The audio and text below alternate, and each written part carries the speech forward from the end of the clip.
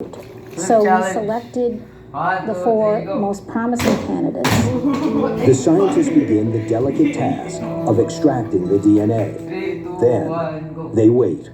You could see a band of DNA in one of the hair roots. And when we saw that, we thought, we're going to do it. Now, the real challenge. Determining if there's a match to Snowball.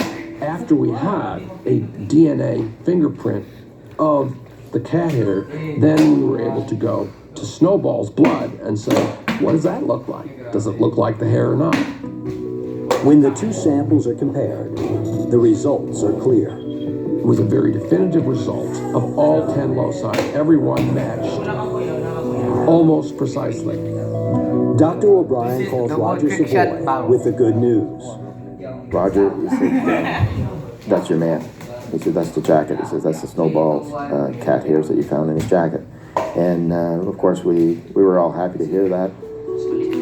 But there is still a problem. 360. Because Prince Edward Island is isolated geographically, there is a distinct possibility for inbreeding among native animals.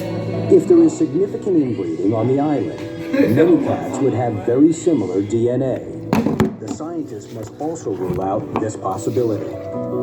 Dr. O'Brien instructs Savoy to gather cats from all over the island and test their genetic fingerprint. We got Dr. Bond to get us 20 samples of blood from various cats.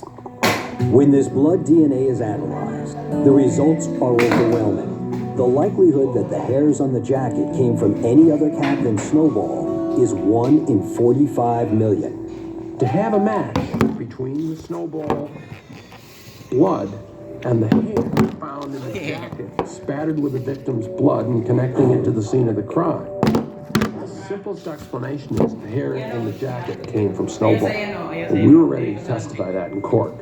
This outcome is the culmination of 3 months of scientific research and the evidence investigators desperately need.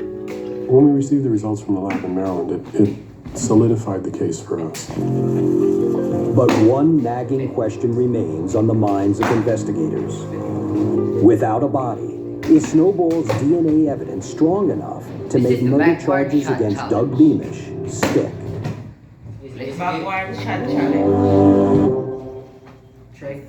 It's a dangerous job.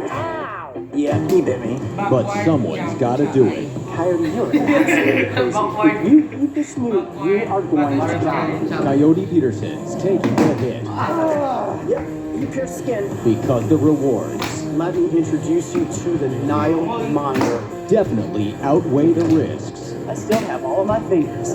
Yes! Brave Wilderness. Tonight. On Animal Planet. This may seem like a tropical paradise, but far from it. These forests are uniquely challenging. Scraping by on a low-energy diet of leaves will prove crucial to his survival. And if fruit does appear, you better act fast. Borneo, Earth's Ancient Eden. Premieres 3rd November on Animal Planet. Prince Edward Island, Canada.